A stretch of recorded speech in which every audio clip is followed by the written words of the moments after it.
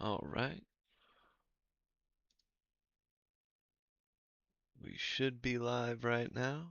Just gonna double, triple, quadruple check.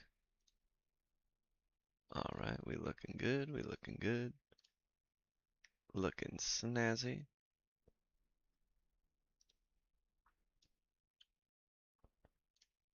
All right.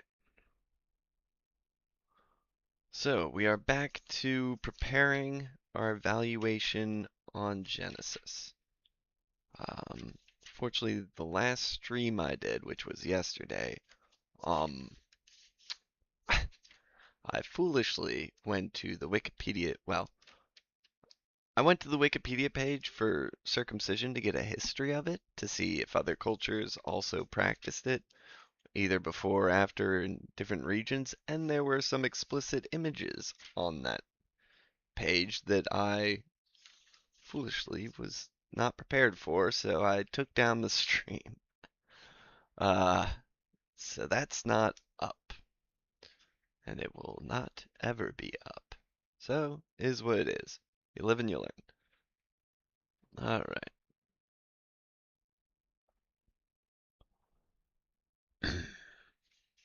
So yesterday I went through my four of the six sections of Genesis, and I've portioned it out to be section one, Adam and Eve creation, section two, Noah, flood, post-flood, section three, Abraham, section four, Isaac, and now we're on section five.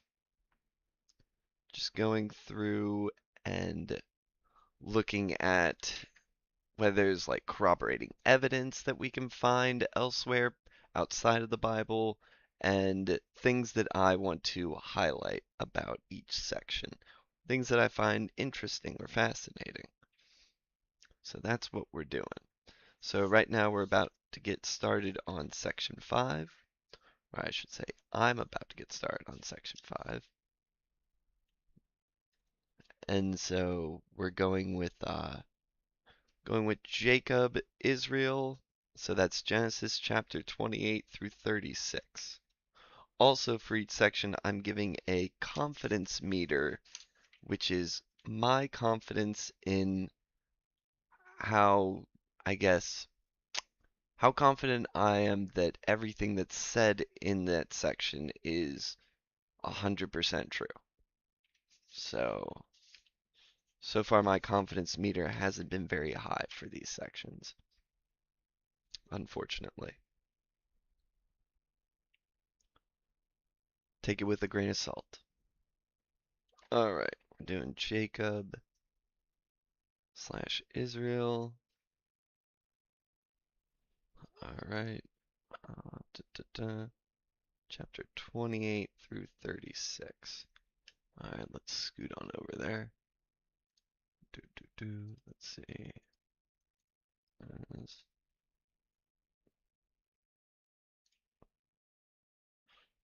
Okay. Let's see here.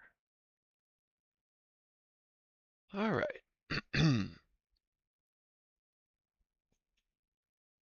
So this isn't going to be a very interesting stream. I'm not going to be talking all that much. I'll talk a little bit here and there, but mostly I'm going to be doing a lot of thinking and just sort of like reading different things, maybe looking up different people on Wikipedia just to get a gist of if there's any other references outside of the Bible for them. Um, so yeah, let's see. Any kind of evidence outside of the Bible for these situations.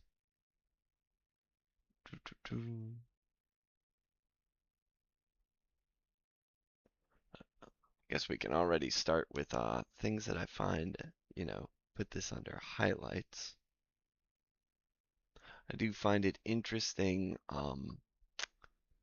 that Jacob, in this section, I'm pretty sure this is where he calls the name Bethel, house of the house of God, due to the fact that when he rested there, he had, I believe, yes, he dreamed an interesting dream in regards to God, and therefore he kind of connected the fact that he had that dream there as that the place was special. Like if he wasn't there at that place, then it seems like he would have come to the conclusion, like if he had that dream elsewhere, maybe he would have connected to that place or what have you.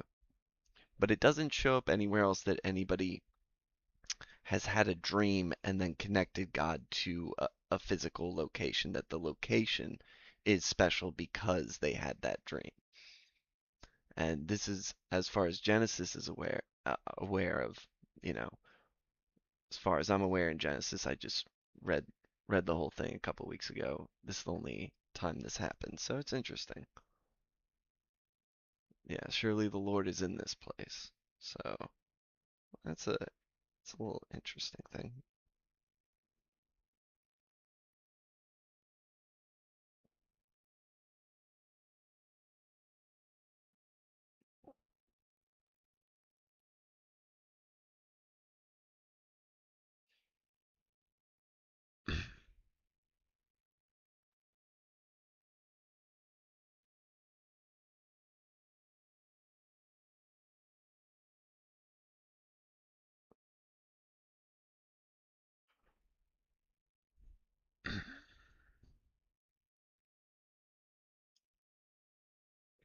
Let's see here.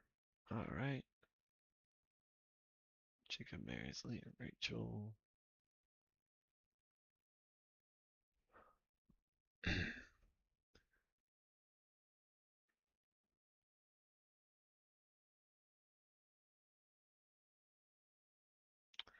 Oh yes, this is also in contrast to Isaac, um,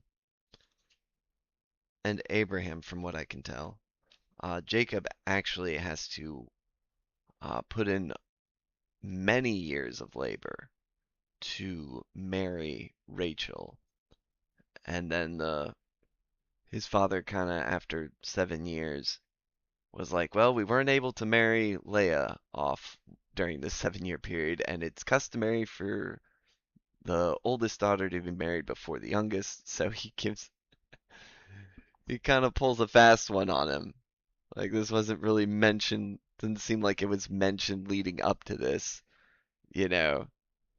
So he pulls a fast one on him. It's like, all right, just work one more week for me, and another 7 years.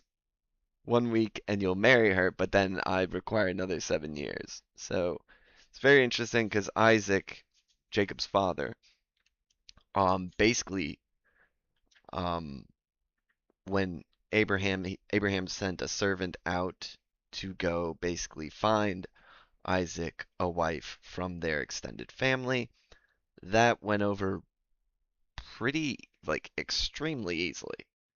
You know, he found Rebecca. The servant of Abraham found Rebecca.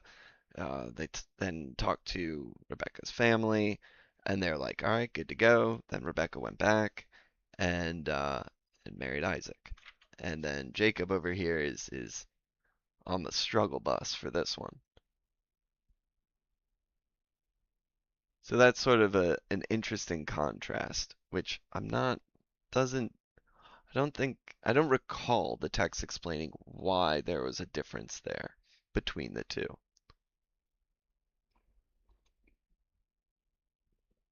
So, not sure.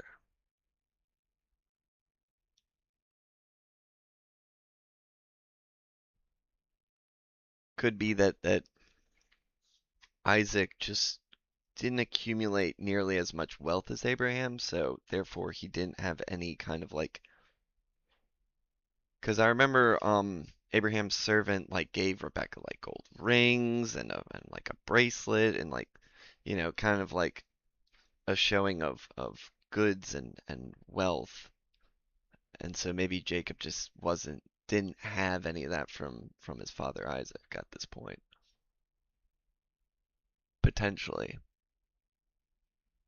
Potentially.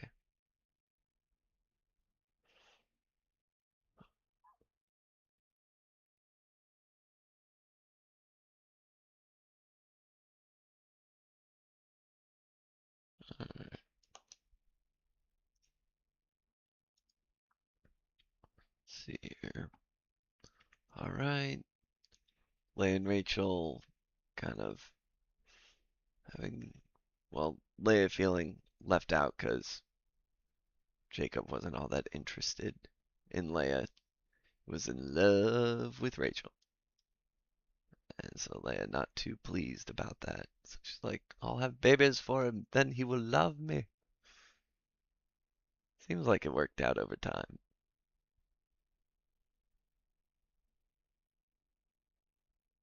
And yeah, Jacob was definitely was a busy man.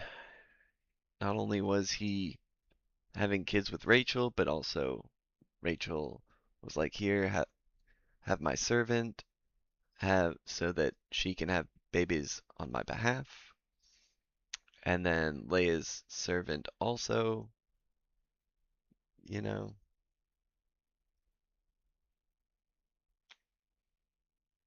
yeah, when Leia saw that she had ceased bearing children, she was like, "Well, next best thing." So Jacob was kept quite busy in the baby making field. All right. Anything else interesting?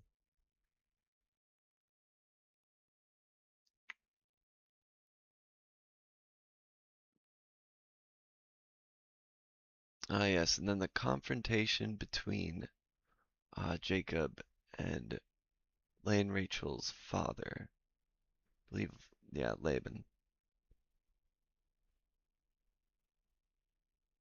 And this is, as far as the English Standard Version is concerned, this, I had to read this, I swear, like 4 or 5 times before I understood. I even had to go to like the NIV because it just, the wording is so funky to me.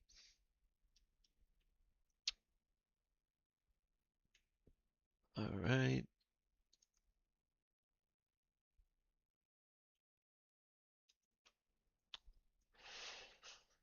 Um,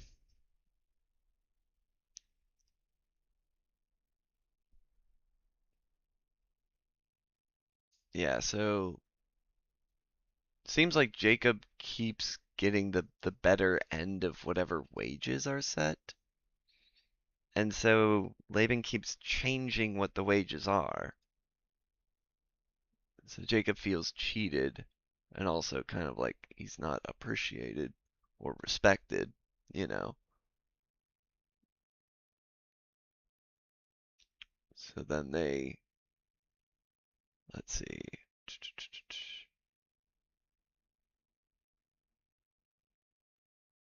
So Jacob kind of flees in the night with everyone. All his family is his wives, his kids, his servants, and all that.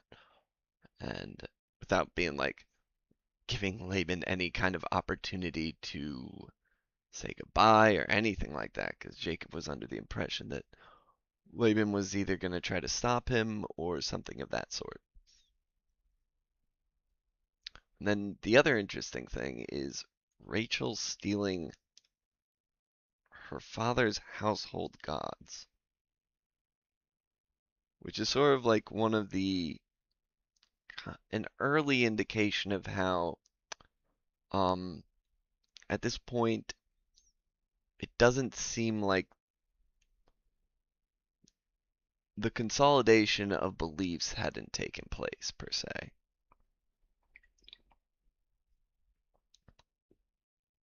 Obviously Jacob, Isaac and Abraham had theirs, you know, God was their God. But it wasn't was, still commonplace and tolerated. It's not like Jacob went and they're like, "How dare you? I can't be in this place where you have where you're worshiping other gods, Laban." Like there's no text indicating that there was any kind of contention over the matter. It was like, "Oh, okay, you have household gods. Whatever. I worship my God. You got your gods, it is what it is."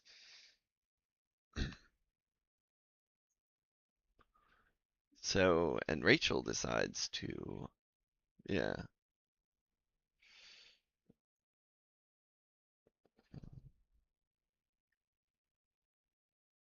And again, Jacob doesn't like, it doesn't show that Jacob really rebukes her over it. Like if Rachel wants to take the household gods and give honor to these other gods in Jacob's house, doesn't seem like, and it's shown later in the passage where it's like Jacob tolerates it, and it doesn't really come up as a point of contention between them.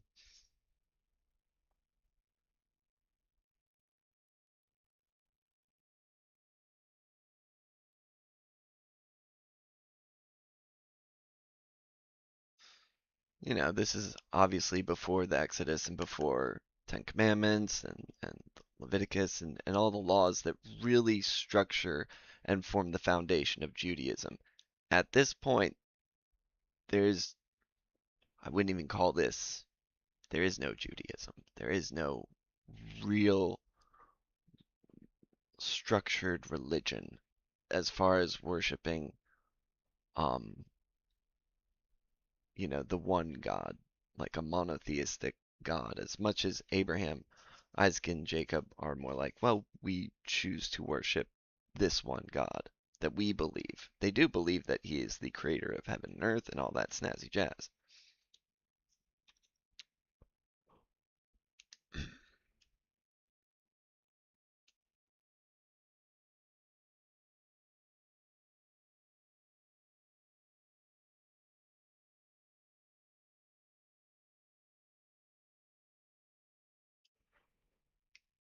All right.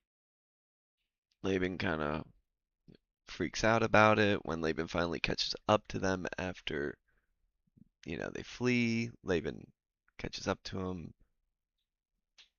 He's really upset because he's like, where are my household gods? And Jacob doesn't know that Rachel took them.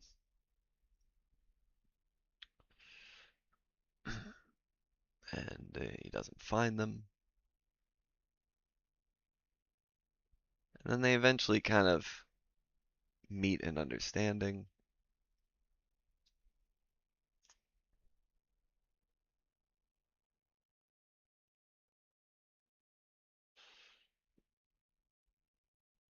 Hmm.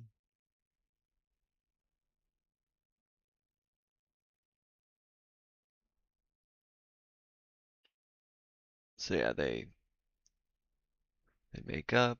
And what's interesting also is I think Laban was just kind of an overprotective father, because one of the things he says is, if you oppress my daughters, if you take wives besides my daughters, you know, God is witness between you and me. So doesn't seem like Jacob's the kind of guy to be oppressive to his wives. There was no indication of that. So I think he's just being overprotective. And, if they move so far away, he's not going to see. And I think there's a moment where he's like, these are my children as well. It's his grandchildren he's taking away from him. So I think he's just a big, Laban's just a big family man who doesn't want, who wants to live alongside, like, his children and grandchildren. And, you know, with Jacob moving away, that kind of removes that opportunity to live beside them and amongst them. It's like, Laban, you should just move with Jacob. He probably has other commitments. Alright. Then after that confrontation, Jacob has a confrontation with his brother Esau, who, last time we checked in with Esau, which was chapters ago, Esau wanted to murder Jacob because Jacob kind of deceived his father and took his blessing and birthright, and Esau was pissed. And even the text says he was contemplating murdering Jacob.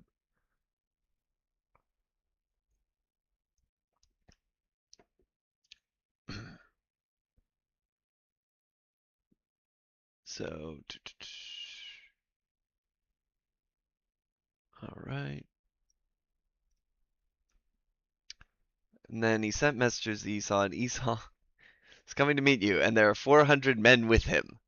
Talk about a welcoming party. 400 men. You know, granted, they could be there to make safe the passage, you know, make sure nobody, steals anything from them, or they could be there to come to attack Jacob. Jacob is very concerned about this. So Jacob cleverly sends like different groups of people to bring gifts to Esau along the journey. Like he staggers them by like a mile. So like one group will meet Esau like here are gifts from Jacob, then another group would meet Esau here are gifts from Jacob to like try to you know um, if Esau's pissed, maybe pacify him. But Esau was not upset, or at least he wasn't upset by the time he got there. And this is one of the two moments in Genesis where Jacob gets his name Israel.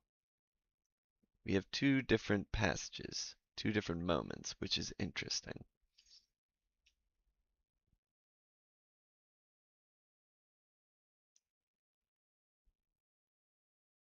It's also interesting that for Abram, who eventually he got renamed to Abraham, also has two separate passages where he gets renamed.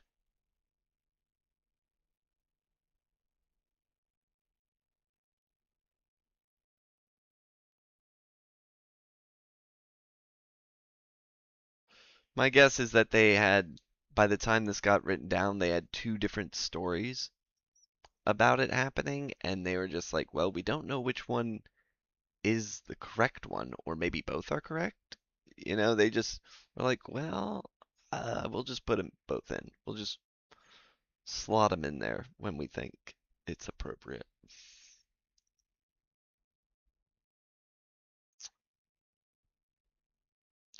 All right, Jacob wrestles with a man that he believes is God,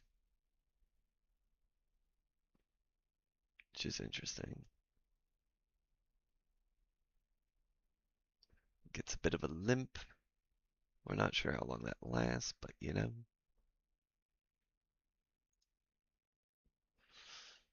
All right.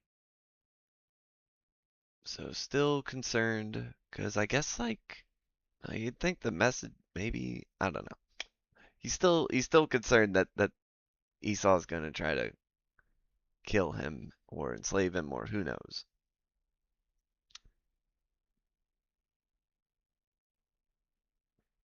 And Esau's like, bro, I don't need what any of these gifts. I got plenty.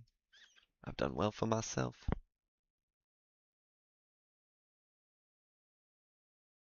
And so they have a brotherly embrace.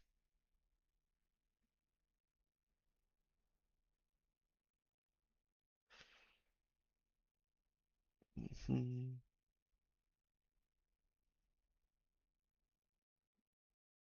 All right. Now, I think Esau actually, I think he uses some of his men to make safe the passage.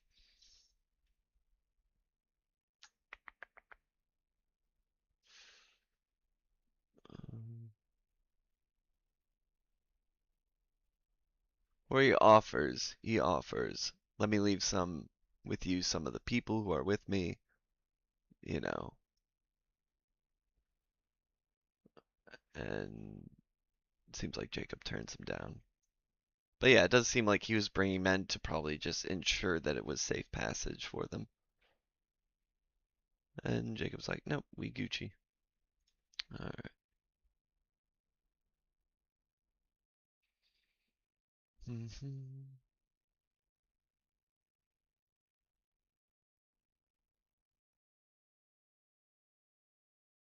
Oh, this part here is very interesting. Yeah.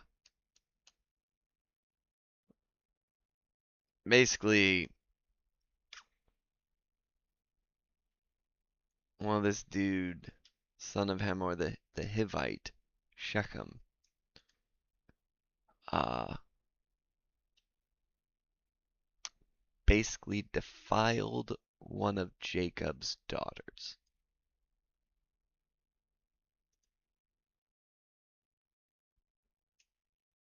And this is, I think, the first instance of where we could, you know, assume that this was zero consent was provided in this situation. Let's just put it that way on the part of the young lady. And so Jacob's sons conspire to kill Shechem and all of his family. And they do.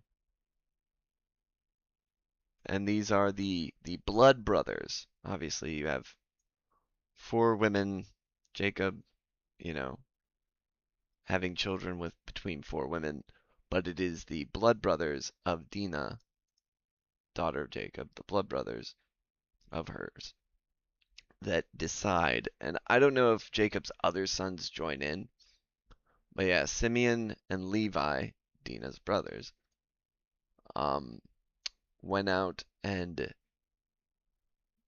okay, they killed all the males and plundered the city. So they got revenge. And it seems like Jacob wasn't really in the know. They didn't really alert him of this because Jacob scolds them over it. So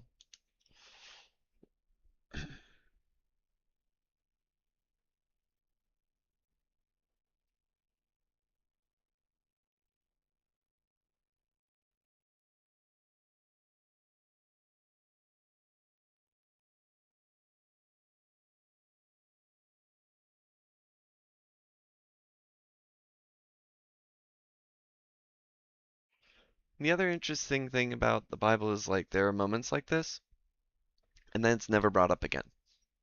Like this whole chapter happens, and then there's just no mentioning of it again.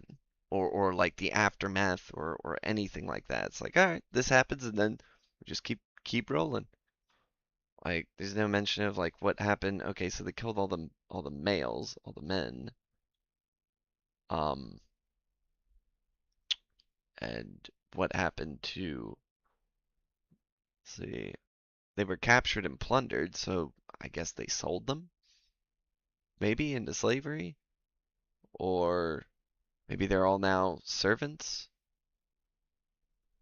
but there's just no no more details on the matter.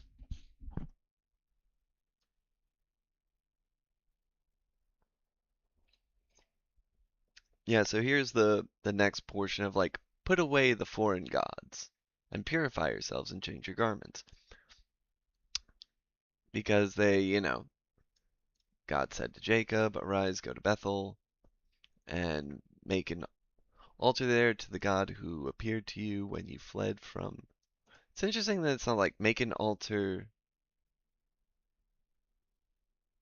to me. Uh, God rarely says to me, so I guess you know, make an altar the to the God who appeared to you when you fled from it. Like it's just interesting wording, but it is what it is. It's not crazy.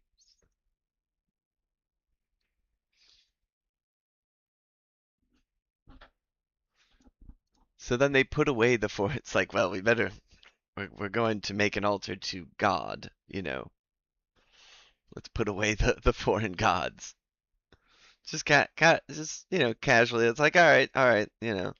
They gave the foreign gods and they buried them. It's not like they like got rid of them. It's like it wasn't like God scolded them for having foreign gods in their possession. Or like they're like, oh shoot, we should melt these down and if they're made out of gold, I don't know, or what have you, destroy them. They Nothing like that. Just, you know,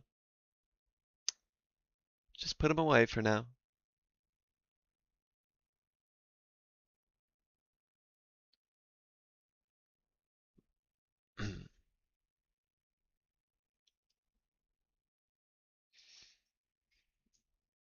hmm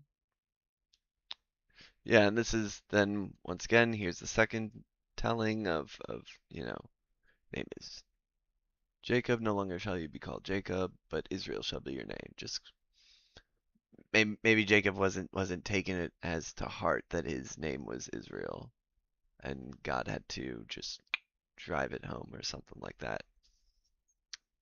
Nobody knows for sure.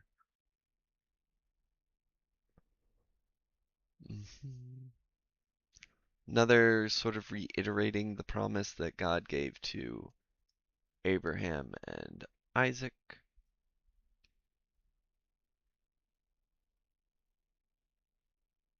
hmm All right.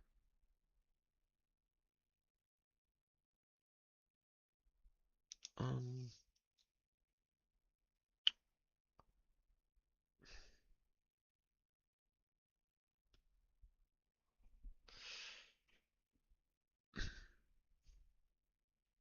let's see here.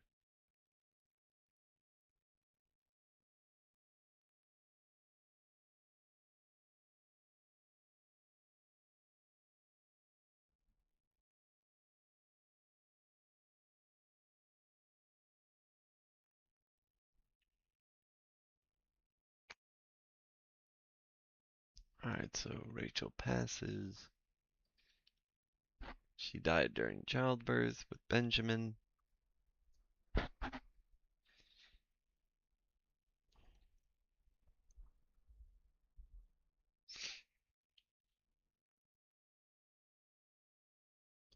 Yeah, another just kind of wild 180 years. You sure about that? Sure about that? Sometimes I read these, I'm like, were they like counting every solstice as a year, like the winter solstice eternally, then the summer solstice eternally? Because this is just improbable, in my opinion, completely improbable. Definitely degrades my confidence in the text. Not, it's just like, what are we doing here?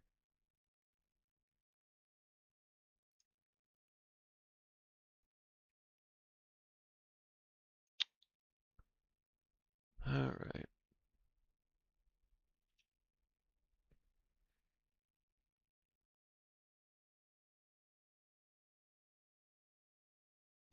And then we should be after this text getting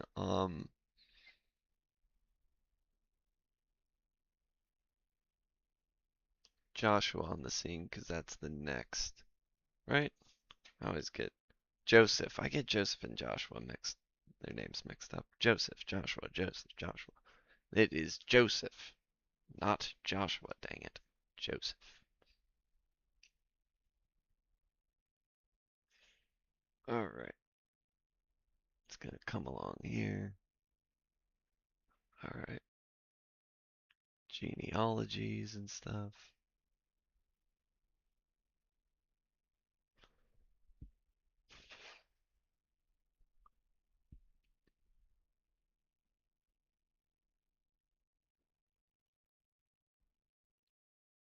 Mm,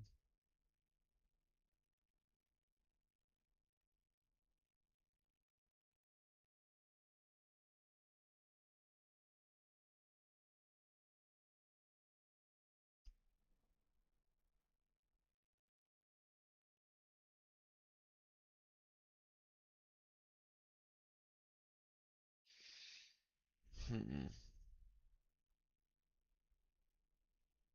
Let's do a little Wikipedia search if this is Edom. Edom is down below, supposedly.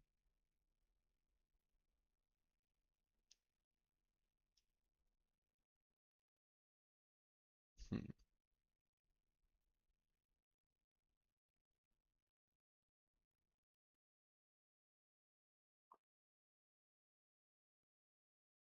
Okay.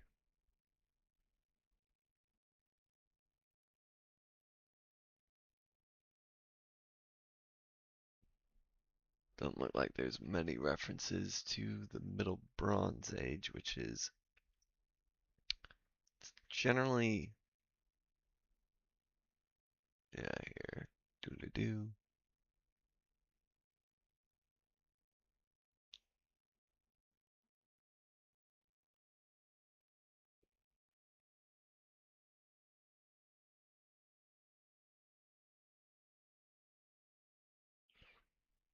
Um, okay. Doesn't seem like there's any corroborating evidence from what I can tell.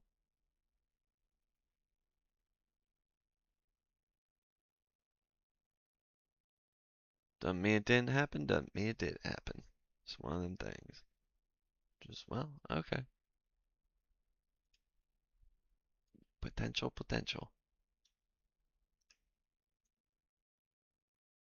I would very much, I'm of the opinion that, you know, people who wrote the Torah, wrote Genesis, were doing their best to record history for what they understood it to be. Um, Again, we don't know when Genesis was first written down. All we know is that, or we can only assume that these are stories that were passed down for generation to generation to generation before getting written down.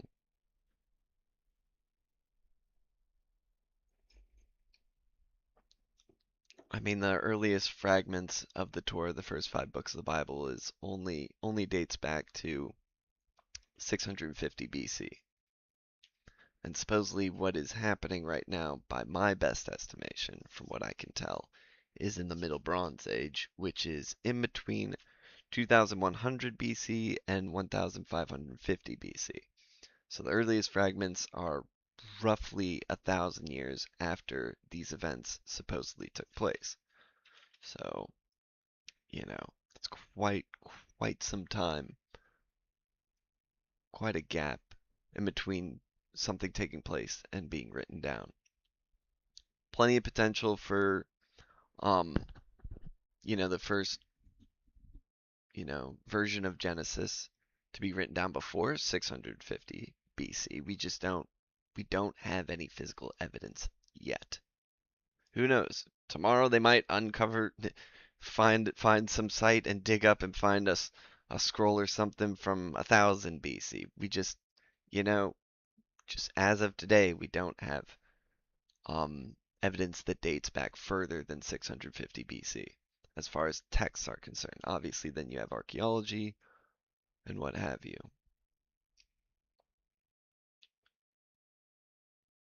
Yeah, due to the fact that like Abraham, Isaac, and Jacob, they're not like great kings that they're not like Hammurabi or Sargon of Akkad.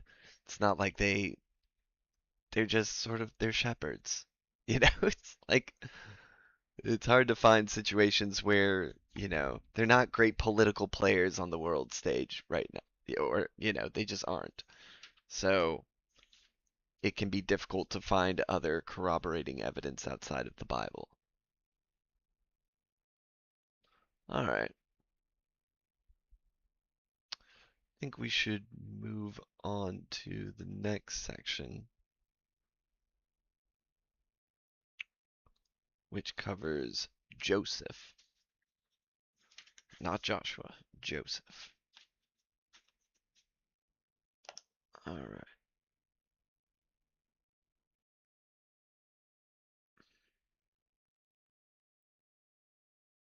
This is the sixth section, chapter 37 through 50. Confidence meter for Jacob and everything that took place. I like really only have the Bible to go off of, and who knows? What's my confidence that that what is being described here took place down to the letter. Not great, you know? I mean, shoot.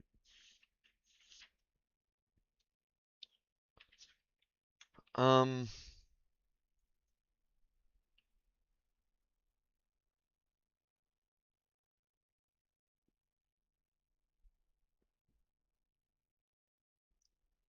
uh,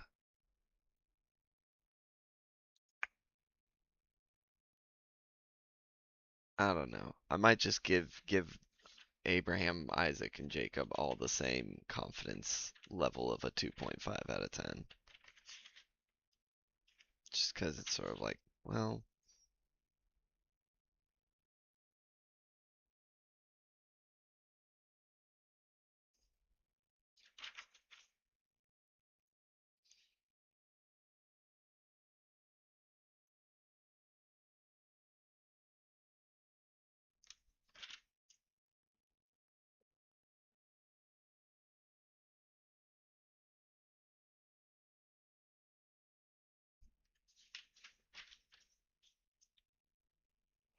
alright. Now, Joseph, on the other hand, I think there is some corroborating evidence out there. I've watched some vids on it, and it does seem like if you place the Israelites in Egypt during the Middle Bronze, it does appear like there's some decent evidence for Semitic people living there and like sort of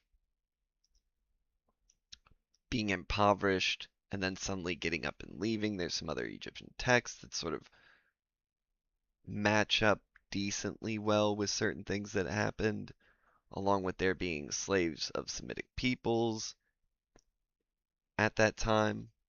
So it's just like, along with some other archaeological sites of a certain Semite who was highly regarded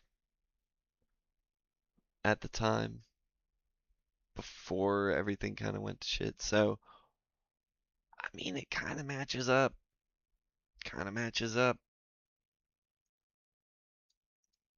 Shoot, even today.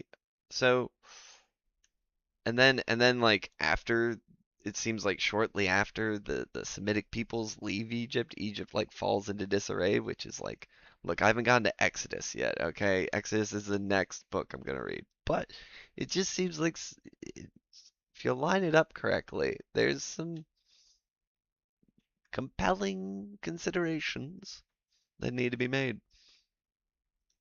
So before I like kind of am going through and taking notes, just knee jerk like confidence is like kind of a 5.5.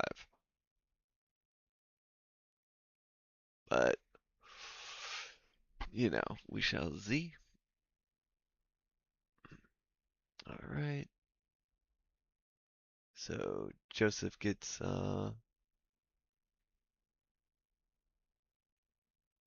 sold into slavery.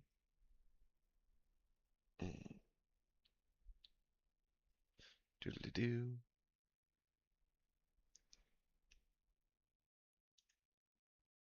All right. Or maybe we're not. Well, is that the first chapter with yeah, Joseph Tree, Joseph Silva. Yeah. Joseph also seems like he was a little socially awkward, potentially, just because he was just like, without being prompted, he's like, here are my dreams. I had weird dreams that you got. I was ruling.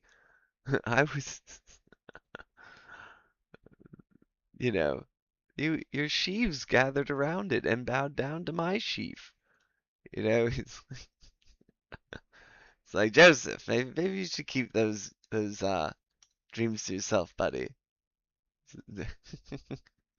Seemed like he was a little socially awkward. That's okay. Another dream that sort of potentially indicate even his father, even Jacob was like rebuking him over it. That doesn't justify his brothers selling him into slavery, but you know.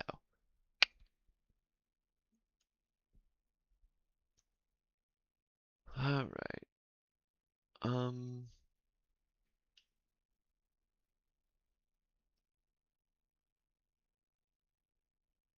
Okay. Then we have this strange sort of like I don't even know if this information is even all that necessary at this time. This whole passage about Judah, one of Jacob's sons, and how Judah's like first two sons were like wicked for different reasons, and then Judah gets tricked by his daughter-in-law who, well, daughter-in-law, but both of basically Jacob's first two sons die, and Jacob thinks that it's because of his daughter-in-law. So he doesn't give his daughter-in-law his third son and forces her to live as a widow.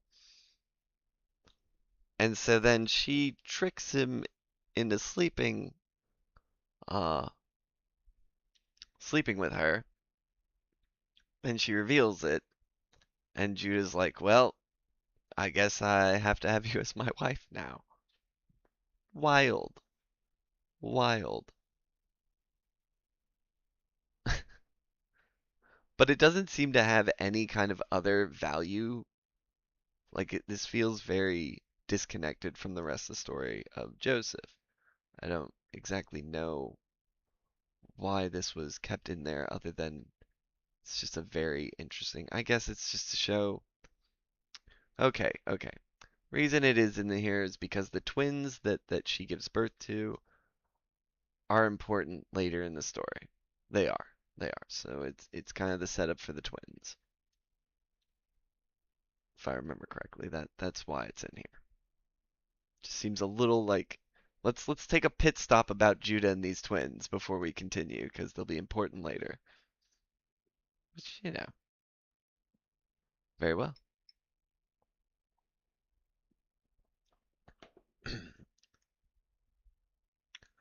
All right.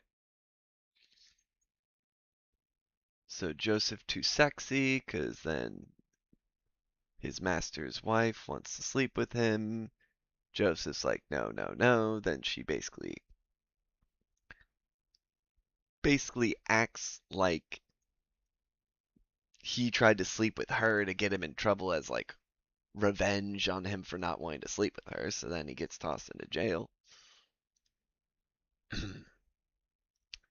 Then you got he's in prison. He's like in the royal prison because the person he got sold to was the captain of the guard. So it seems like he's in the prison with more like upper echelon kind of people, not in like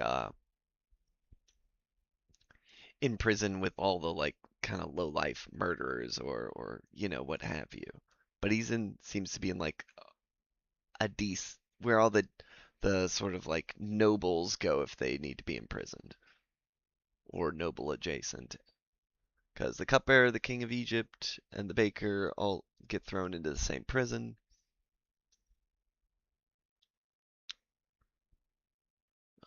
Then they have dreams. Joseph interprets the dreams. Turns out the cupbearer is going to be spared while the baker is going to be killed.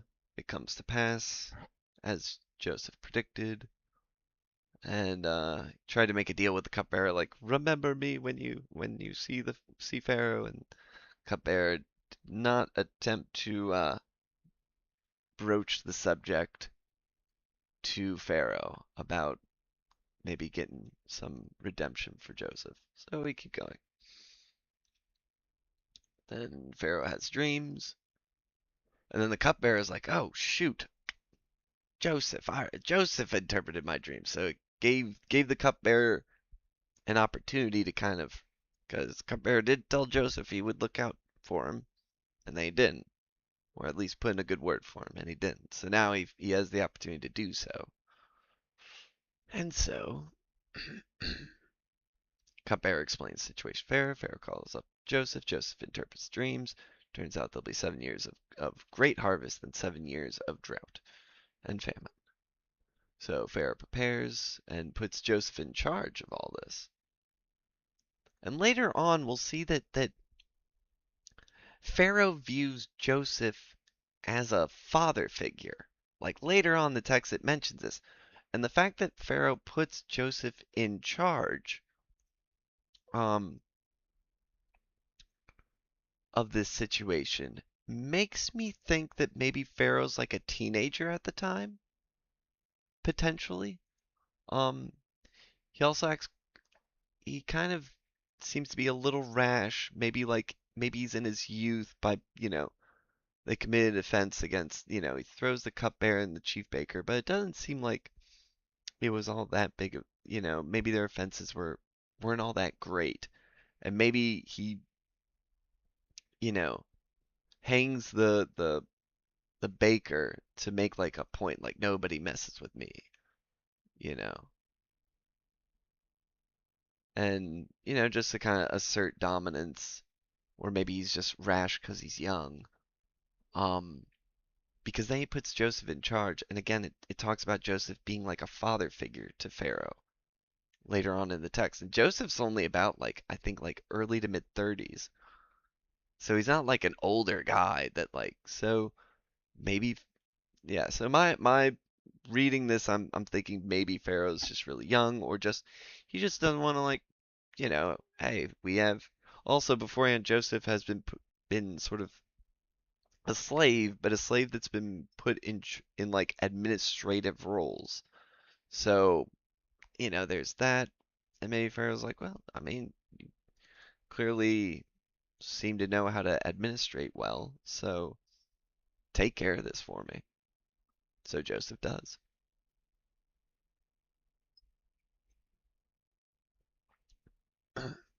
Because of, I mean, I figure if Pharaoh's like a more experienced ruler,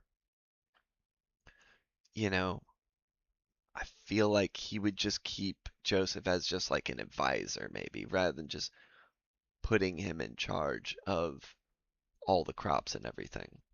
Or maybe it's just not his bag. Maybe he's like, maybe Pharaoh's better at other things, and he's like, look, this whole maintaining the farming system just ain't my thing. But shows that Pharaoh's, at least even if he's young, smart enough to see Joseph as the right person for the job, and he makes the correct call. Because Joseph does a really good job at it. Pharaoh said, see, I've set you over all the land of Egypt.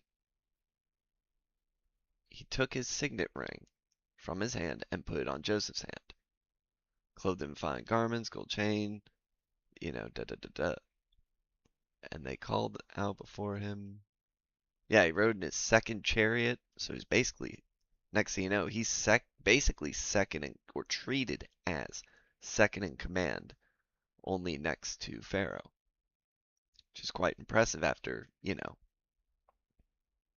just giving him an interpretation of dreams that hadn't necessarily, like, maybe, I don't know, maybe this whole situation took place further down the line. I do notice that sometimes Genesis, its chronology isn't the most um, strict, let's say. So for the most part, I'd say for the most part, it's pretty good. But there are moments where it's like that. Chronologically speaking, this doesn't fully make too much sense.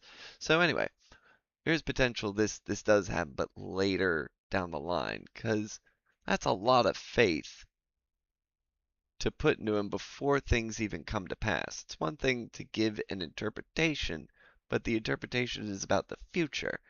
So how do you know Joseph is right or wrong in the situation? I mean, he was right about the cupbearer. That could have been dumb luck.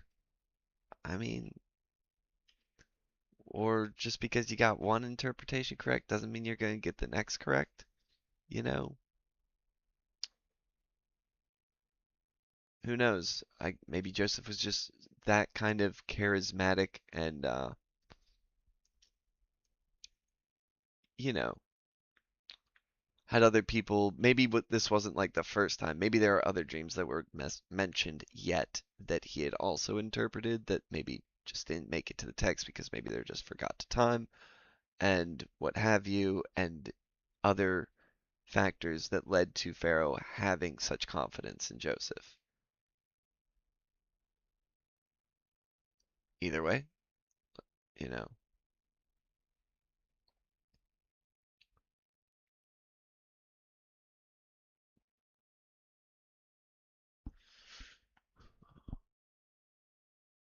because if Joseph was wrong, it would make Pharaoh look like a dimwit. It's like, Pharaoh's kind of taking a chance here because if Joseph is wrong, he's showing him off. He's having him ride in his second chariot. People are gonna be like, "Who's this Semite who's not an Egyptian, dressed in Egyptian garb, being treated?" Oh, suddenly this dude's on the scene. You know what I mean? The people are gonna see this. The other nobles are gonna be like, "Oh, wow, this Semite who was a slave is now your second in command." That's a gamble. That's a gamble. That could lead to disaster if it doesn't work out.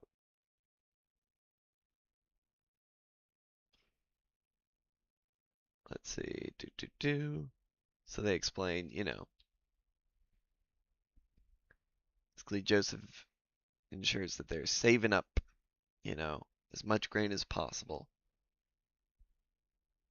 The other interesting thing, and whether this was Pharaoh's doing or Joseph's doing or both, it doesn't seem, and you'll see this later, it doesn't seem that Pharaoh and Joseph warned the rest of the people. Because what's being explained here is at this time, the Pharaoh didn't have ownership over most of the land. And so, I mean, maybe the landlords and the nobles and what have you, maybe they heard this and they just didn't believe, oh, you're gonna trust this Semite, you're gonna trust this slave, really, and they just didn't believe Pharaoh. For whatever reason, it does seem like Joseph and Pharaoh, the only people, and whatever land they did control at the time, were the only people that followed through with this plan, that really treated it with the correct and wholesale seriousness that it deserved. Because then, next thing you know, all the land of Egypt was famished. All the land. People cried to Pharaoh for bread.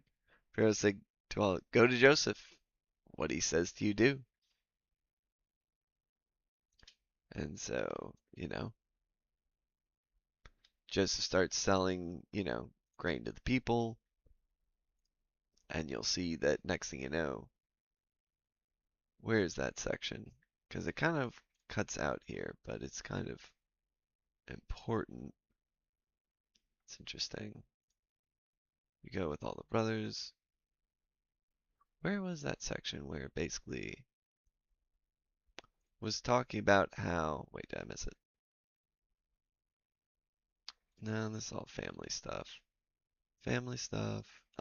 Then we get back to Joseph and the family. We go all these. It's interesting how it breaks that section up and then inserts all these chapters about Jacob and his family, which that's just chronologic. Maybe they're being more chronologically consistent here, and that just kind of breaks up the narrative a little bit. Because then from here, Joseph and the famine, um, so then the Egyptians give us food, why should we die? Da, da, da. Then he's like, give your livestock and I'll give you, because they used up all their money. So clearly they were not prepared for this at all. You know, they gave all they've now used up all their money. So then just like, all right, for livestock, I'll I'll give you grain for your livestock. Okay, so they bought all their livestock. And then we will not hide from my lord that all our money is spent. Livestock, there is nothing left in the sight of the Lord but our bodies and our land. So, so basically, they sell all their land and they sell themselves into servitude to Pharaoh. And there's a point, and this is where I say there's some decent potential for this to be somewhat historically accurate because there does seem to be a period in Egyptian history, at least during the Middle Bronze Age, where it was like Pharaoh was sort of like, you know, powerful, but not, there's still plenty of like nobles that had decent amount of power above him. And then it went from um suddenly Pharaoh's becomes basically like an absolute ruler within a very short span, which this kind of gives an explanation for that happening. Now, whether those two instances are both one and the same, more research needs to be done on that. But there's potential. That's all I can really say on that. Alright, it's been about an hour. I'm going to take a 5-minute break to grab a cigarette, and I will be right back.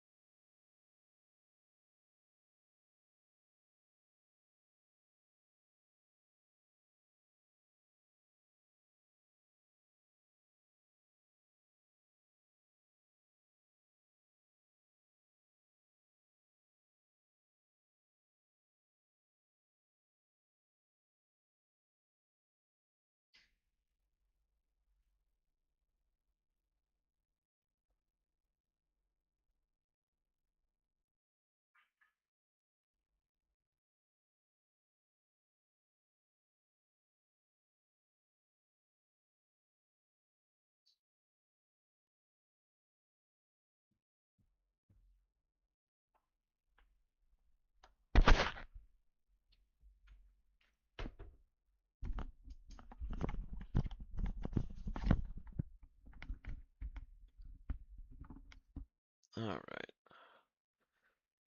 So, let's see.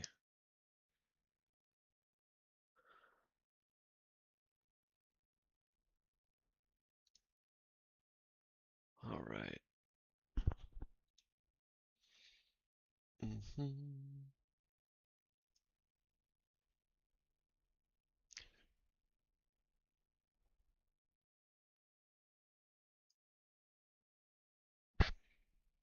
Mm-hmm.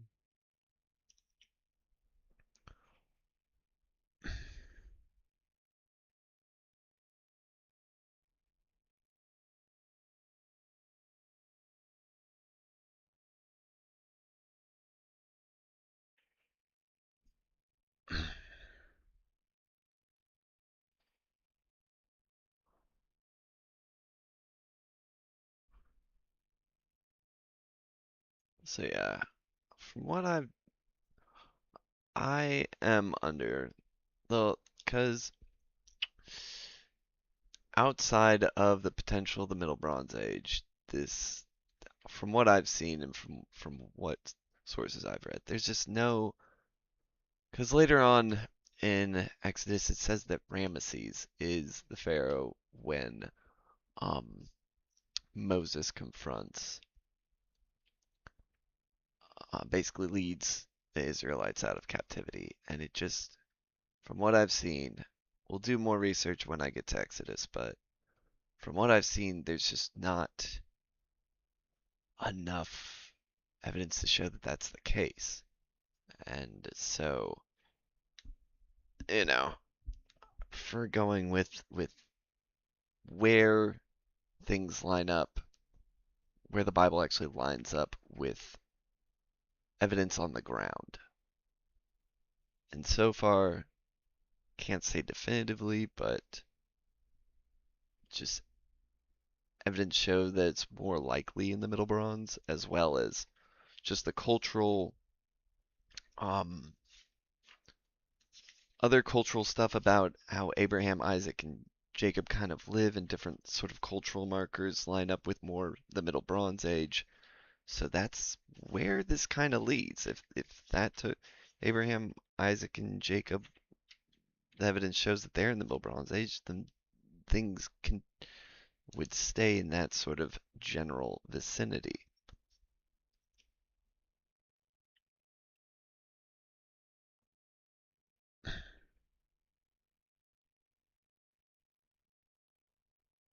Not hundreds of years later, as what, due to that Ramesses date, a lot of people went, oh, then it must have been much later than that. There's no way it could have been during the Middle Bronze because clearly the Bible says it's with, Moses and Ramesses, which takes place way, like five, six, 700 years into the future. And then things just, there's nothing lining up for that. From what I've seen, I need to do more research. Once I read Exodus, we'll get to that.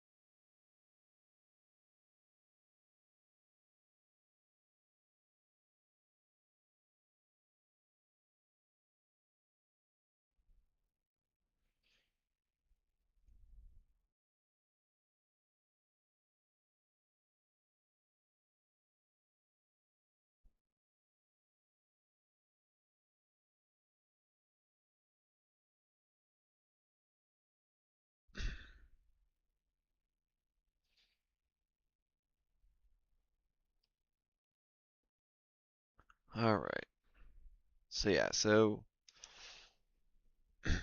to me that gives some kind of grounding for this actually potentially taking place. Now everything with his brothers and everything, who knows? It's, maybe we'll see. I mean, this is where you get the 12 tribes of Israel, so it does make sense that there would be 11 brothers and what have you. So, you know, that seems to check out that he has brothers, whether this is how it all sort of took place, you know, nobody knows for sure.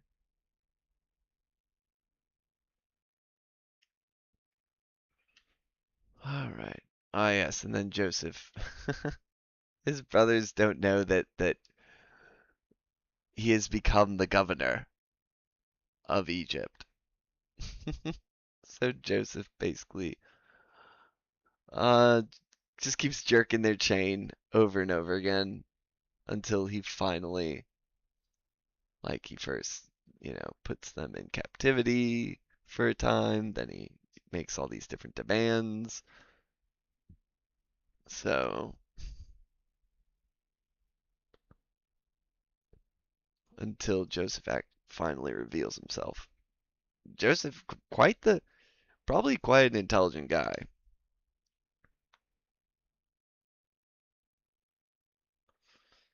All right, let's write down some highlights here.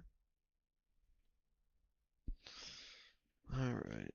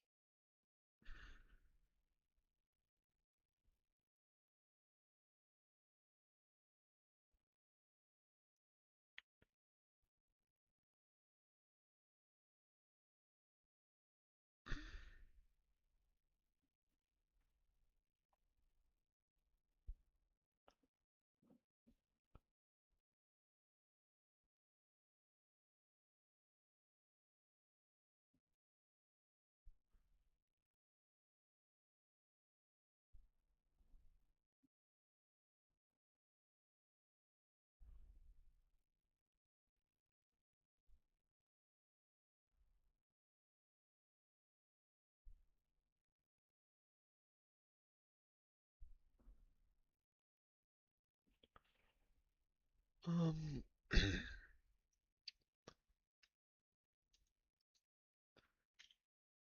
yeah, and the reason they don't recognize Joseph is because he's most likely dressed up in all the Egyptian garb along with the makeup and everything, and he's speaking like fluent Egyptian, doesn't talk to them in their native tongue that he obviously is fluent in, and basically uses an interpreter the entire time to,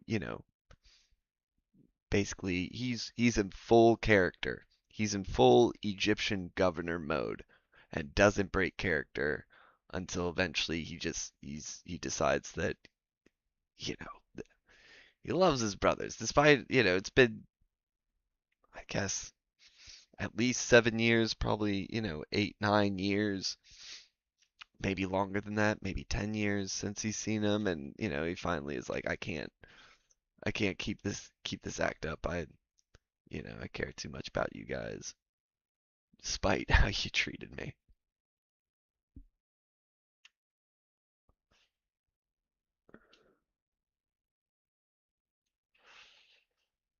All right.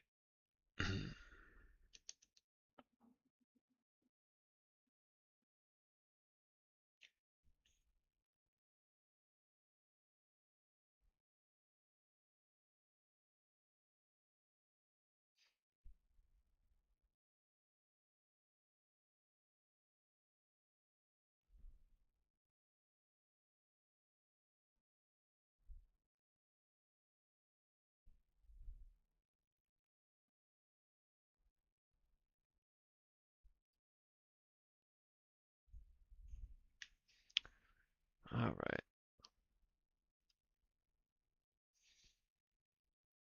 Mhm.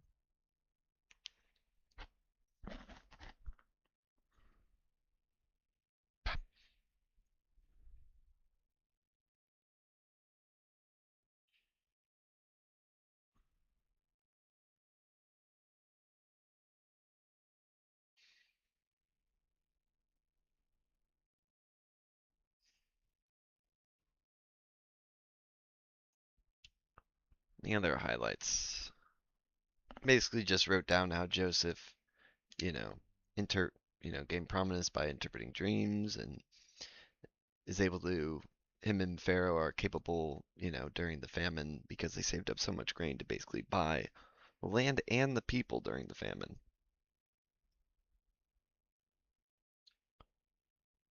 And that Joseph stays in character so long before breaking and revealing himself to his brothers, which I find interesting.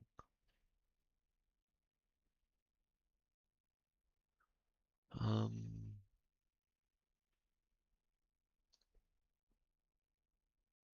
yeah, and the land of Goshen. That is also where there's evidence of Semites living in that area during the Middle Bronze, but not after. Like, there's no other evidence of Semites. You know, Israelites are Semites. They're a part of that culture. Living in that area during any other time. And it's like, well, clearly, if you gotta follow the evidence on the ground. You know, I trust the evidence on the ground far more than I trust uh one book or historical document. You know, you gotta have corroborating evidence.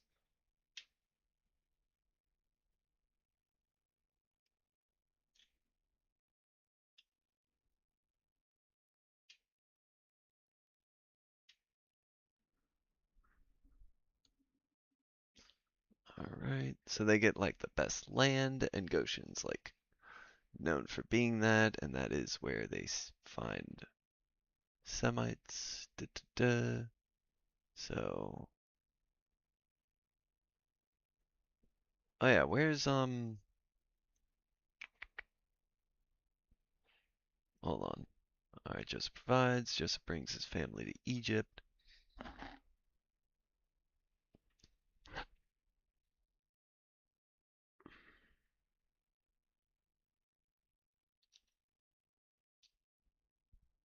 So everybody heads down. Jacob and Joseph reunited. Hooray!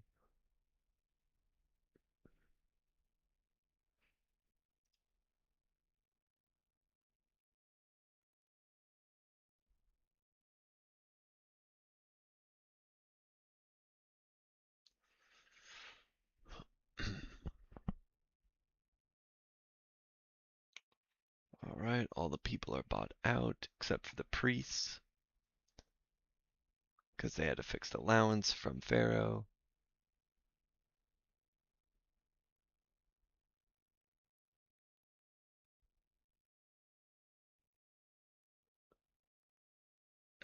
Again with the absurdly long life. Don't understand. Don't understand how where this come from, how that makes any real sense. At least we're getting closer to something that's feasible, but 147. Good gracious. Especially back in those days. Again, he's living as a noble, but still 147.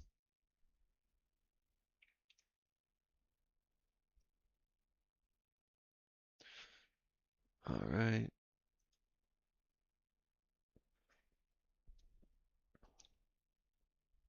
And then we're do. Oh, never mind. These aren't the twins. Why did they mention Judah and his twins? I got this mixed up. There were two sons, but this is Joseph's children.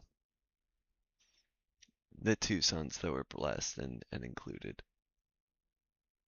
Yeah, that whole story about Judah is interesting. Just the inclusion of it, because it just seems kind of random.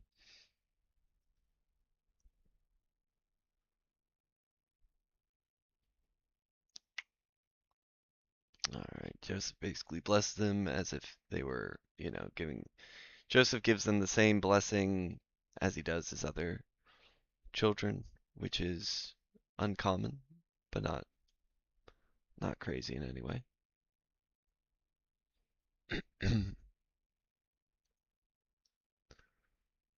All right. And he gives his blessing to each of his children, which are the names of the 12 tribes of Israel, hence, 12 sons of Israel, 12 tribes of Israel. Jacob, also known as Israel, which they kind of do a little flip-flopping. Then Jacob. Still call him Jacob in many moments. And then in some other moments they call him Israel. They do a little flip-flopping. Yeah, all these are the 12 tribes of Israel. Wants to be buried with Abraham and Isaac. All right.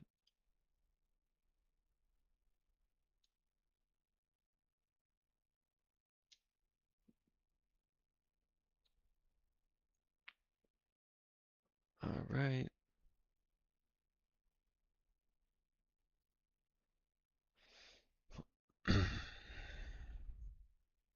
Oh, what's also amusing about this is after all this time, his brother's still like concerned that once their father is dead that Joseph's gonna like turn on them, which is very interesting. The only reason I can see this taking place, because he's set him up with all this great land, this, that, and the other, you know, is that probably Joseph, after setting them up, potentially was very busy still as the governor. So maybe he just wasn't interacting much with his brothers, so his brothers weren't still entirely sure if Joseph had properly forgiven them, but maybe they're too scared to ask. I don't know. But you know,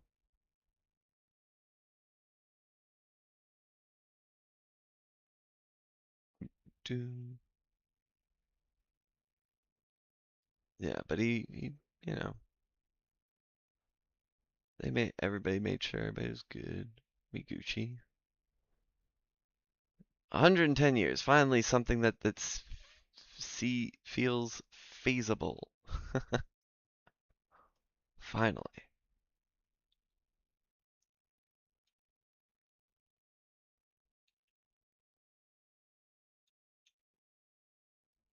Yeah, this is the interesting part is, put in a coffin in Egypt.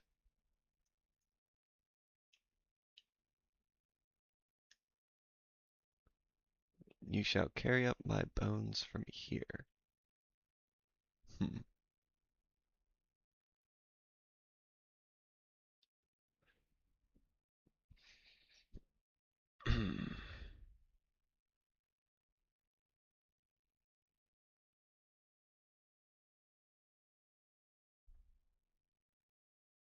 All right, and that is Genesis. Okay. I'll yeah, I'll give this like a 6 out of 10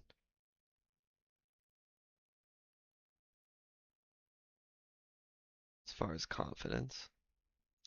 I do think there's some decent evidence, you know?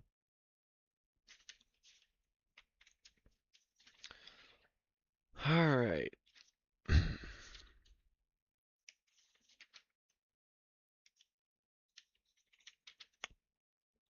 Let's see what to do next.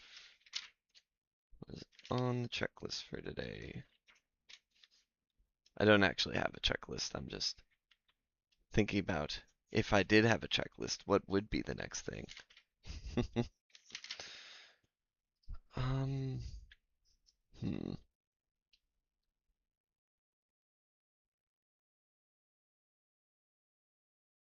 hmm.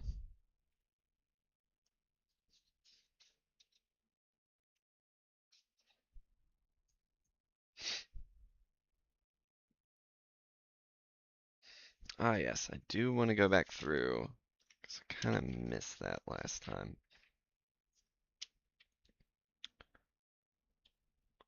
Hold on. See here. This might be difficult to find. That help? Ooh, that's snazzy.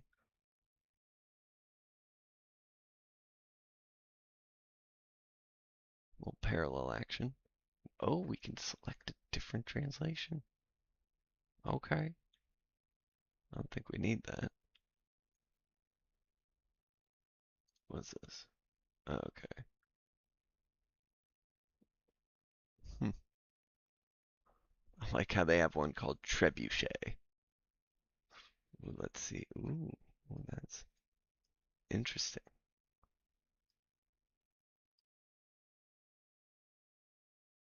Trebuchet. Um, hmm.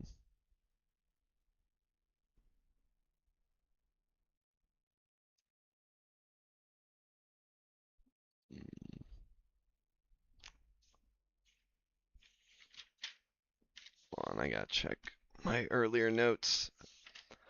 I have notes per chapter.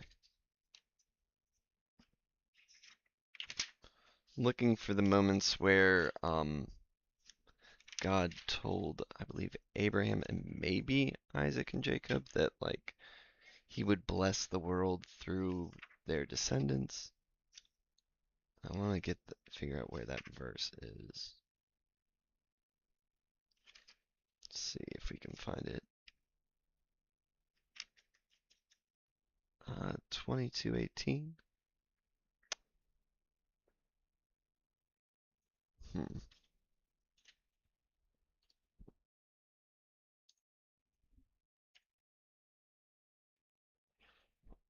Let's see. 22:18.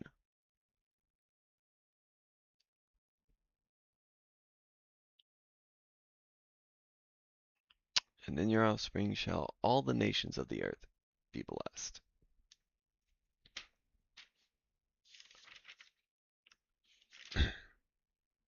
I'm going to put that under evidence.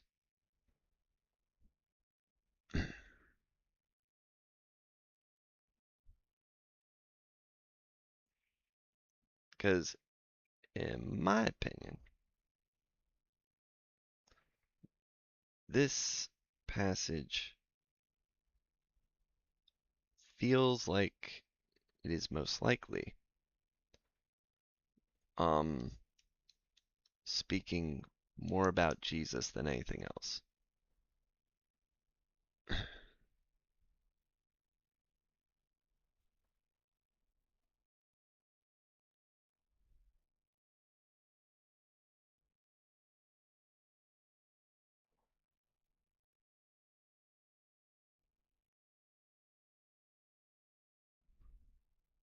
Let's see, 2:18. When certain things, claiming God is speaking this to Abraham, and I think that that is something that has come to pass. So that's some evidence for you.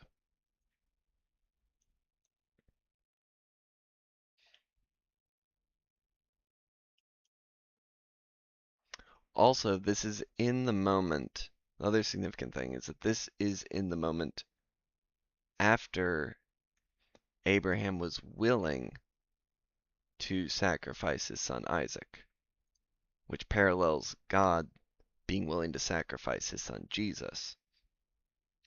So the fact that this is said in this moment, and as we all know, this was all written down long before Jesus came about, or people even, yeah, like this was written down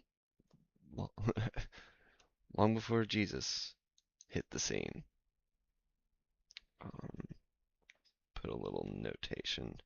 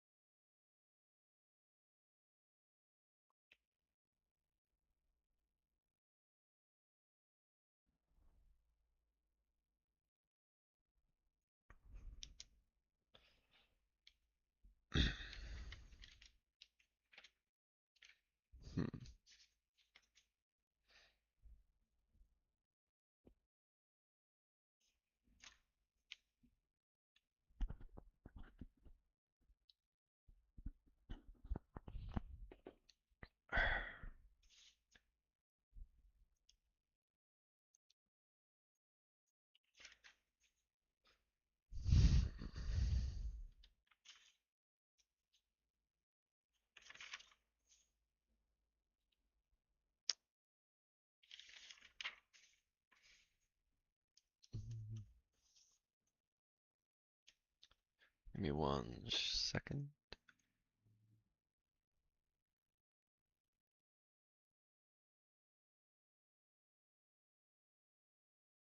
All right.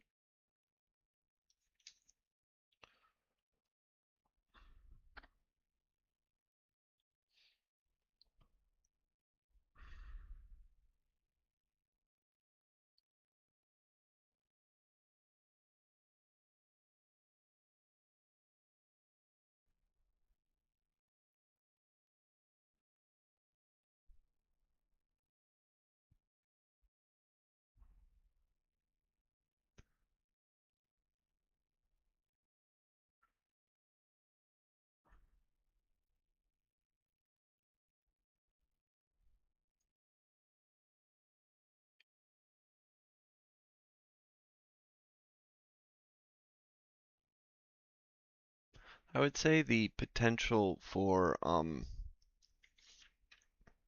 of my concerns is that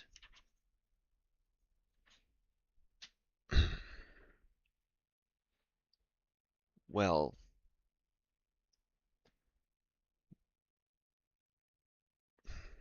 how do I put this? There does seem to be like for Abraham, it seems like every time he's hearing from God, the amount of land that God is promising his descendants gets bigger and bigger and bigger.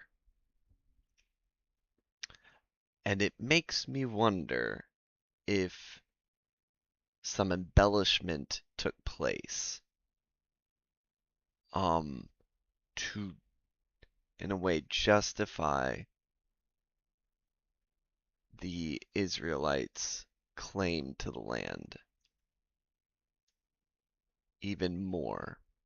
Like well, let's just put it into our holy passages. Just keep reiterating it. If you keep saying it enough, you know, because I can totally see like I'll give you this portion of Canaan. Okay, cool. God's giving me and my descendants this portion of Canaan. Then it turned into like, okay, now look everywhere. All right, everywhere you see on top of this mountain, everywhere you can see. All right, and then at one point it's like from the Nile River in Egypt to like what, the Euphrates or something? It gets kind of wild. And it's clearly let's just say that hasn't taken place. I don't even think the greatest extent that Israel ever was even to the Nile. Um, so, you know, maybe uh, it makes me question whether people later on after these stories have been being told down again and again and again, certain embellishments started to come in to the scene that weren't there at the onset.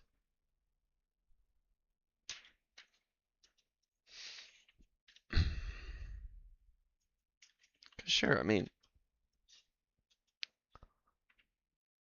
it's one thing to give like, because the land of Canaan isn't a crazy amount of land.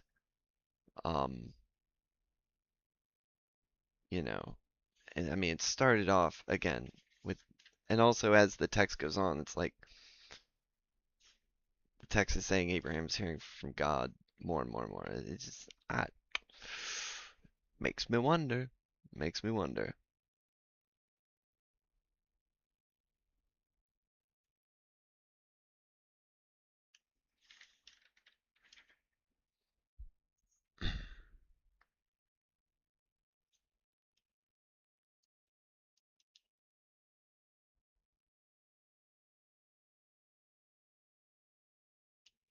Hmm. I feel like I might be I might be ready to do my video, like my official video on the evaluation of the book of Genesis. I don't really feel any kind of like I'm looking through my notes and I'm like, I don't know if I need to include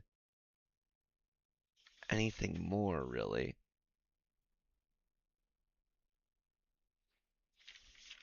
I don't know.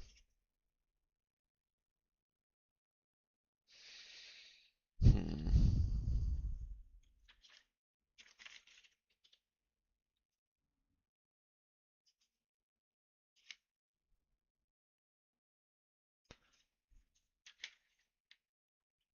Hmm.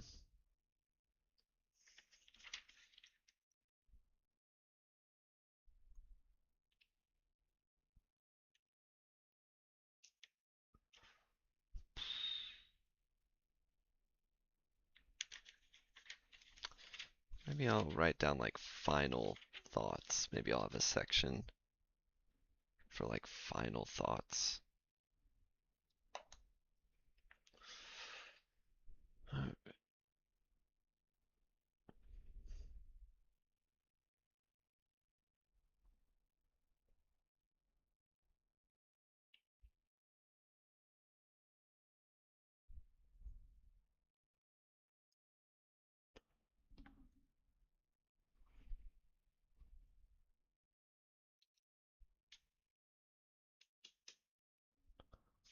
Um,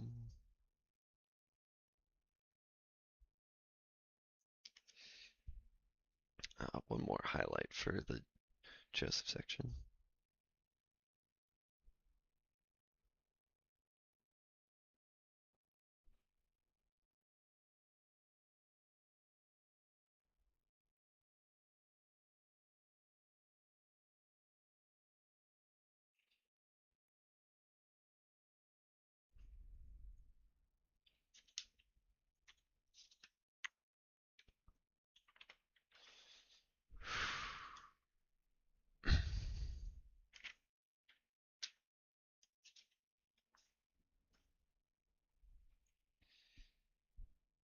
Mm,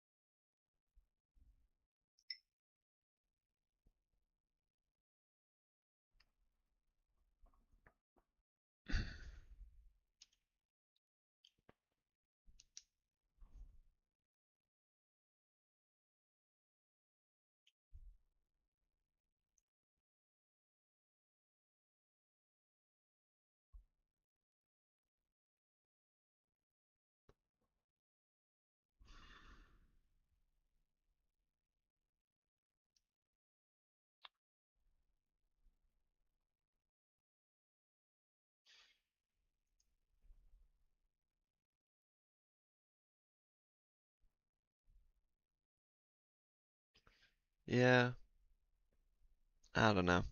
I might go off the cuff for my final thoughts because right now I'm kind of like, I don't know. This is where doing things live kind of helps because I sometimes I don't like setting some things in stone quite yet. I like doing my presentation and then just letting, kind of be a little more off the cuff.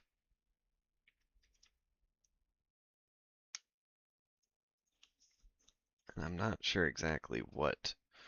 Nothing's really coming to mind. Final thoughts. I'm like, oh, we kind of covered everything. I don't know what else to really say at this moment. I just feel like after I do my presentation, I feel like it'll probably come to me.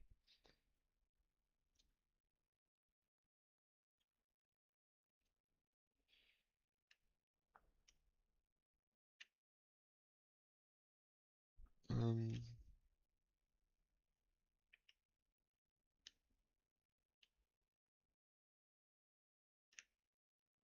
I mean, I could bring, final thoughts, you know, the ages of the individuals throughout the entire text throws me off. That's something I could bring up. It's not like it's some small thing to bring up. Um,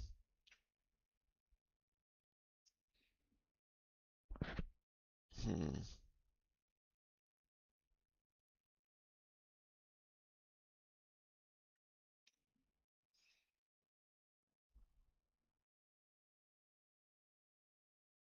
One thing that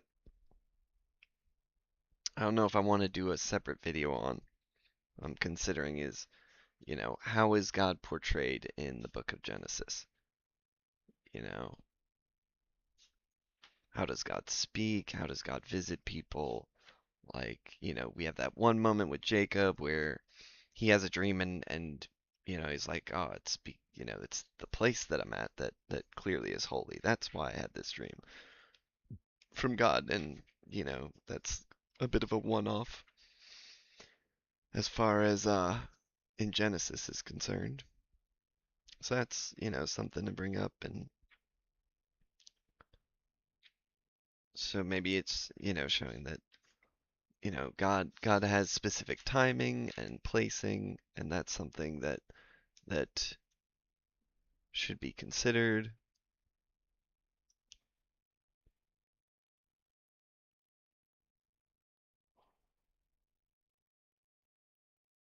And there's just different instances where there are moments where with Abraham, God will appear to Abraham in person, then he'll appear to him in a dream, he'll appear like this, kind of mixing things up. Keep you on your toes, Mix it keeps it interesting.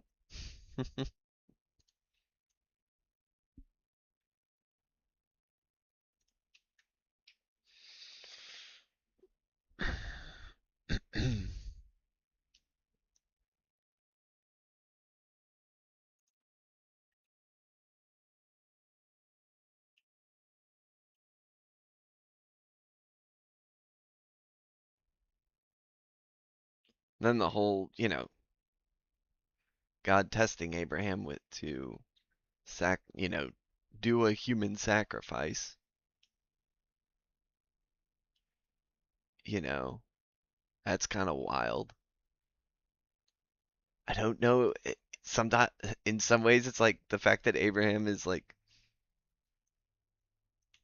so willing. Is it like, is this something that, again, due to the fact that at this time it doesn't seem like there's much of a precedence for things necessarily. He's like, well, God sometimes ask for, like, is he just like, well, sometimes the gods they ask for human sacrifice from time to time, so, God predicted this son, or maybe God gave me this son, so therefore, it's really God's child. God wants me to kill his child, then I will follow through with that. You know, because it's sort of like Abraham seems almost a little too chill about it, because then in another instance, later down the line, or is this before or after?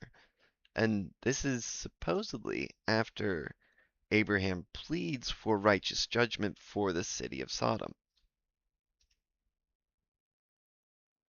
So it does show that it's not like Abraham was just always a yes man, a yes God kind of dude. There is where was it? Do, do, do. Yeah, right. Yeah. So right here, it's like, then Abraham drew near and said, will you indeed sweep away the righteous with the wicked? Suppose there, da, da, da, far be it from me, but shall not the judge of all the earth do what is just? Like, he's questioning God in this situation. You know what I mean? Like, which is shows that he's not opposed to questioning God's righteousness. So he's not just clearly just a yes man who just kind of goes along with whatever God wants to do, which is good. I mean, it's fine to have a little pushback. I don't think, personally, I don't think God wants just people who follow blindly or believe blindly. That's my impression from my personal relationship with God.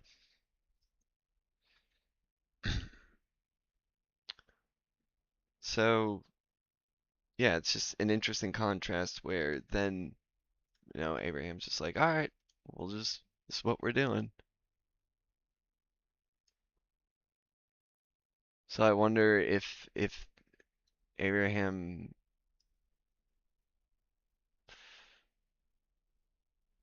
if this was a cultural practice in the area, that maybe that's why Abraham was more understanding about it. Again, it's his only son. Maybe he's like, well, God will just give me another one. Or as he had, I think that's his only son at this point.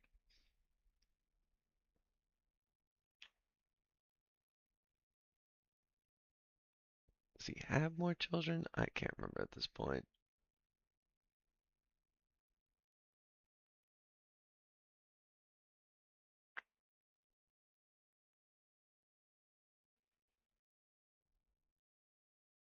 Which makes it even more significant that I don't know. Maybe there was more, again,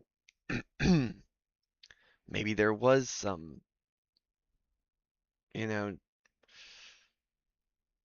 some pushback that just didn't make it to the text.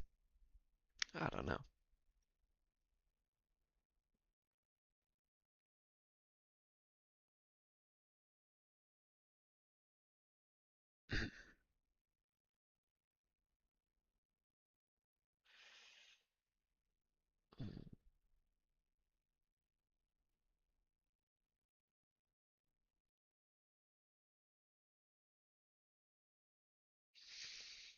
Hmm. I'm thinking what I'm gonna do for my presentation is I might have just a crap ton of tabs open for each section of the Bible for my highlights. So each highlight I will like have a tab in chronological order, and that way when I pull up talk about a highlight, click on that tab. Maybe.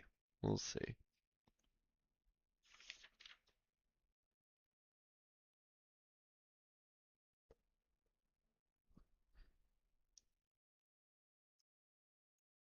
That could work.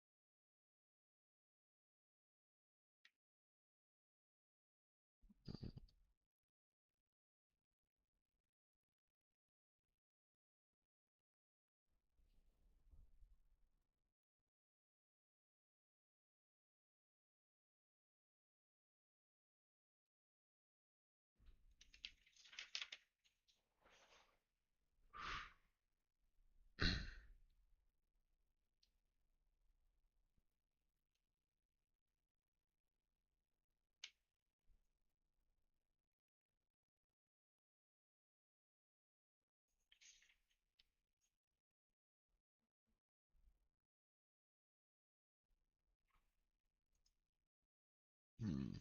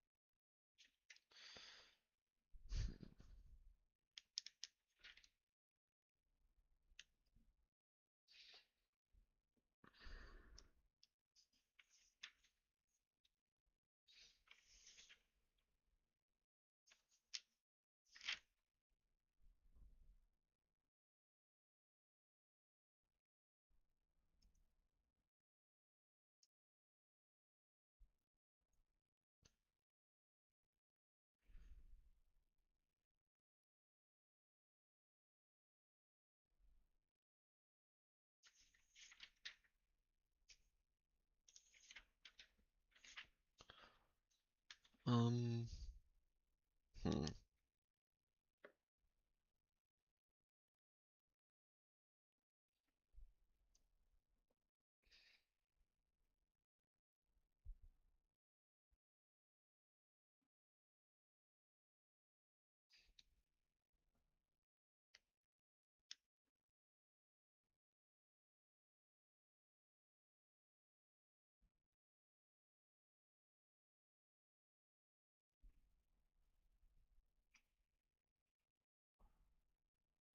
All right.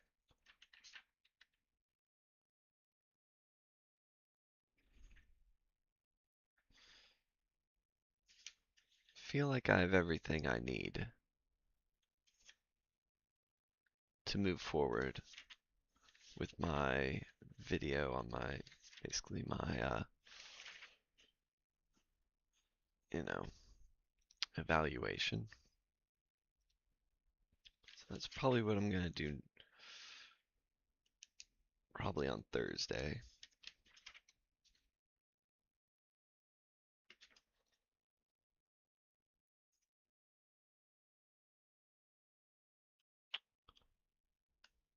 All right. Yeah, and then once I'm done with that, I can move on to Exodus and start reading that and just keep the ball rolling.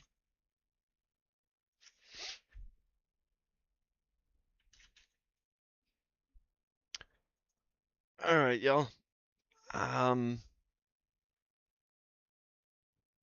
well, looks like we're cutting the stream short today because I got nothing else really planned other than I'm finishing up this my preparations and I feel like they are finished. Like I'm ready to do my video on the evaluation. So I'm gonna call it for today. Hope y'all have a wonderful day and catch you guys later. Peace out.